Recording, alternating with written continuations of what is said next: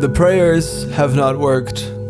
My cold sore is still there. Tomorrow is my birthday and I will have a cold sore on my birthday. It's okay. It's not great. Stuff happens. Really cool that you all enjoyed the Battle Baby little tiny battle report that I did for 1490 Doom the other day.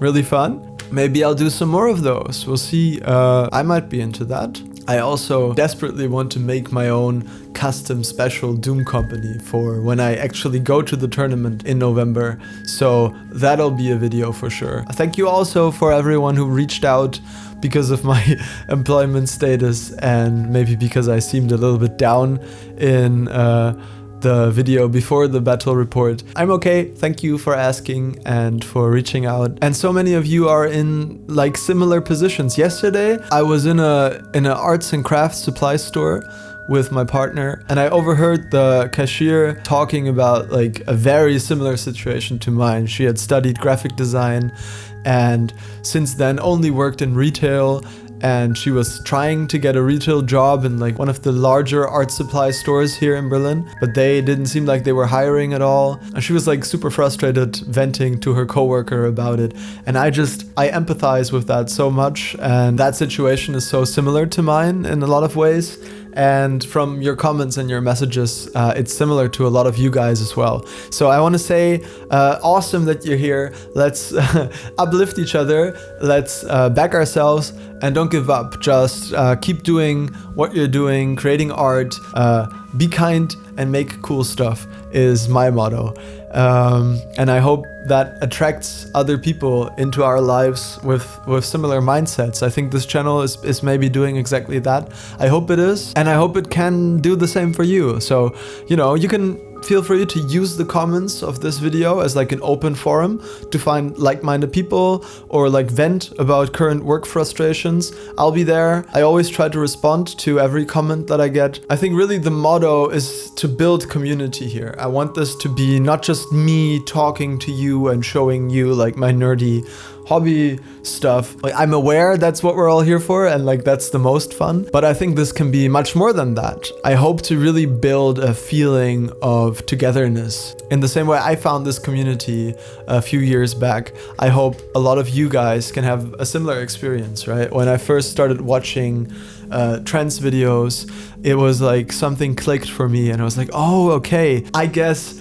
wargaming and Warhammer doesn't have to be just old white guys kind of debating about rules and making sexist jokes in basements. You know, it can be younger people, it can be queer people, it can be neurodivergent people having fun with a hobby that I have enjoyed my whole life, and that means so much to me. And you know, that was me watching one other creator, so maybe if I can inspire one of you guys to go on a similar journey, that's like mission accomplished. That would be awesome. That would be so great. That's why this is important to me. That's why I take this seriously, even though it's like, it's fun. We're having fun. On the topic of having fun with this, in that last video, I showed you all of the ArcWorlde Gremlins minis from the Kickstarter. I was since informed that I think the wizard is not officially part of that Kickstarter, but who cares? He still rules. I am going to paint one of them. I've decided I want to paint the gremlins first.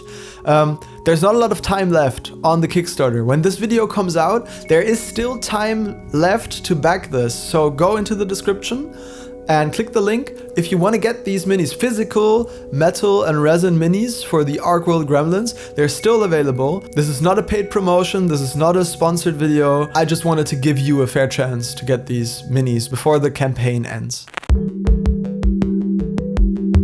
So we already talked about my ideas for the paint scheme, but to recap, I want to go a little bit grimdark. I want to go more grounded, more gritty. The official paint jobs are quite cartoony and colorful, and they're really cute and I love them, and I think the green and the red, it works really well. but I want to do something different just to make mine stand out and fit with my other minis. I don't really do cartoony most of the time, and I like my stuff to kind of fit together. I picked the Carven Head Gremlin, that's his name. I want to paint that one because it's really fun. And so this is something I'll usually do when tackling a big project with a lot of minis that are all similar. I'll paint one mini completely from beginning to end to kind of get a feel for the color scheme, see what works, what doesn't, if I like it. It's our test mini basically, right? And then if we're happy with it, we can take the recipe that we kind of built for all of our materials and all of our colors and apply that to all of the other gremlins, and that'll help us to kind of batch paint them and get through them quickly. So for this video, let's paint our test mini and see if we can come up with a really cool and different color scheme. All right, so join me on the paint desk. So this is the mini we're gonna paint, and the first paint I chose was Wreck-Our Flesh by Citadel. It's a great paint if you wanna get a skin tone that looks maybe a little bit more unnatural, something that looks kind of otherworldly, maybe not quite as alive as other skin tones. I like to use this for vampires and undead and all of those kind of minis. And so I just covered all of them in like 2 or 3 thin coats. And next up I mix this contrast and this shade to get like a soft sort of purple wash that I use to tint all of the skin and get some definition in the shadows. This is a very fun step where you don't have to be too careful, just make sure it doesn't pool in any of the raised areas and just let that dry. And when that's dry, I come back with some more intense red shade and apply this straight from the pot to get those really sharp details and ambient occlusion, shadows in all of the deep recesses. This is also sometimes called a recess shade or like a second shade. And there you go, that's the skin all shaded up. And now it's time to highlight. I like to do sort of a mix between volumetric and heavy metal edge highlights. On such small minis as this one, it's really fun to just go around, highlight all of the muscles. It goes really quickly because there's not a lot to actually paint. And this first highlight was just Wreck-Our Flesh. And now I go in with a second highlight step, and this is Flayed One Flesh, also Citadel. And I go in and I do some dot highlights and some sharp edge highlights on the very, very tips of all of the raised points. You've seen this done probably before. This gets you that really crisp and nice detail. And that's the skin all done. Really not that complicated, but I think it looks great. Super spooky. So I base coated the loincloth in Mournfang brown. It's like a very nice and orangey warm brown that I think will contrast nicely with some of the accent colors I've planned for later. And next up I coat the base in some black wash. I just mixed up my own. You can use Null or something along those lines and let that dry. And while that's drying, I'm gonna apply some Strong Tone Army Painter Strong Tone to the loincloth to get some nice detail definition on there as well.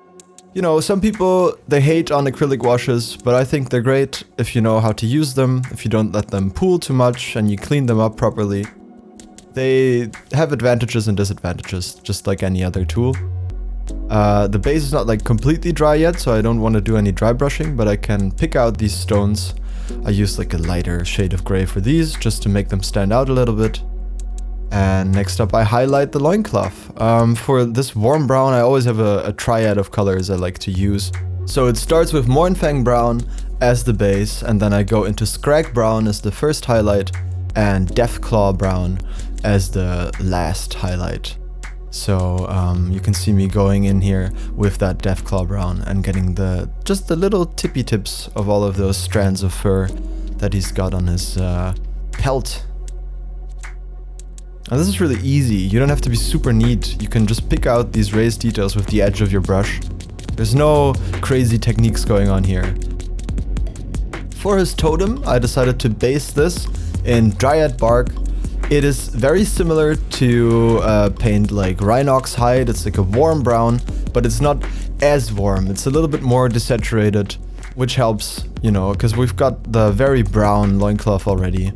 I wanted something that's a little bit more neutral. A lot of the times you'll see wood isn't actually very brown. It's much more gray or green. but in this case I thought brown could work. Highlighting up the base with some simple dry brushing. This is Carrick Stone followed by Screaming Skull, and that's how I do all of my bases. I used the same strong tone wash on this wood. I ran out of Agrax Earthshade and I'm using strong tone for everything now. It's a little bit thicker, it's got more body than the Citadel washes, but I think it works great. Looks good when it's dry. It doesn't dry too glossy, which I like. Finish is important. You can always apply some varnishes later, but I like my minis to stay readable while I'm painting, so I prefer like a matte or satin finish usually. So what you're seeing here is I am just applying the first layer of highlights to the idol. In this case it's Gorthor Brown, and I follow that up with some Baneblade Brown. You will see this like kind of 2-step, sometimes 3-step highlight process a lot. I think you want to get pretty close to like an off-white for your dot highlights in most cases. I view miniature painting like stage makeup, you know? You are viewing something very small, usually from pretty far away, so you gotta push the contrast. I'm using Incubi Darkness to base the eyes, both of the gremlin and the totem on his head. I think this will be a nice base for like a greenish color. I'm using Cable-like Green and Sons of Horus Green here. I mixed these in like a roughly 50-50 mix for the first highlight and just traced the outer edges of these gemstones. For the eyes of the gremlin, I just put a dot in the middle. And now the last highlight is Gauss Blaster Green. This is just a very, very fine line. You know, be careful not to load your brush too much, I would say, for steps like this. Pick a small brush if you're not super comfortable. And that's him all done.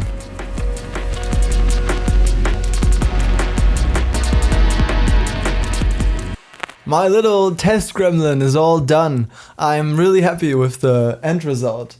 And he's so tiny and cute, he's so sweet. Look at him. So, what do I think about this color scheme? Was it successful? Did this work? I am super happy with most of this. I think the teal on the eyes works really well with the orange on the little fur loincloth that he's got. And all of the other gremlins have the same loincloth, so that'll work nicely. And they all have visible eyes. The teal is also like a color we can bring back for like the witch doctor guy who has like magical swirling energy. We can use the same color for that effect. I really like the skin tone. I have a lot of green goblins and I have some red kobolds, so I didn't want to do either of those. And this kind of like a creepy, flashy color, but it's like a little bit cold. For me, it reminds me of like the Fae, you know, it's like a little bit mysterious and otherworldly, which really works with these kind of ritualistic, occult little creatures. I will say it's a lot of brown on this mini. In the official paint scheme, Warp Miniatures painted the hands of the wooden carving red, and there's like some other paint markings which draws the eye a little bit and helps to separate all of that wood a little bit, because if you look at it, it's almost a 50-50 split between the gremlin and the idol on top. 50-50 splits don't tend to look great with color composition. You usually want to go for like 1/3 and 2/3 or something along those lines. That's not a hard rule, but it can help make like appealing compositions. The other guys have smaller masks, so I think it'll work much better with those. My partner also found this little guy. I left him outside on the balcony. He had been left behind. I primed him now with a brush. Small dice update. I have changed something.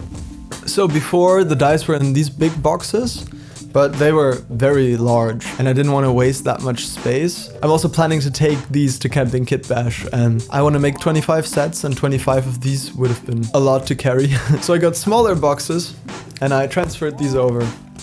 So same packaging idea, just a little bit smaller. I think this is really cute as well. I've also started experimenting with different finishes. I've got like a wood wax that's got some citrus in it, It smells really nice, and it feels really soft, and it stains the wood in a nice way. I'll make another video about the dice soon. Let me know if that's interesting to you, if you want to see a little dice update and see some of the other dice I'm making. Okay, you know the rest. Be kind and keep making cool stuff. And I would love to see you in the next video, so you know you can subscribe, leave a comment, like all of that stuff. But you don't have to. I won't be angry if you don't. Or will I?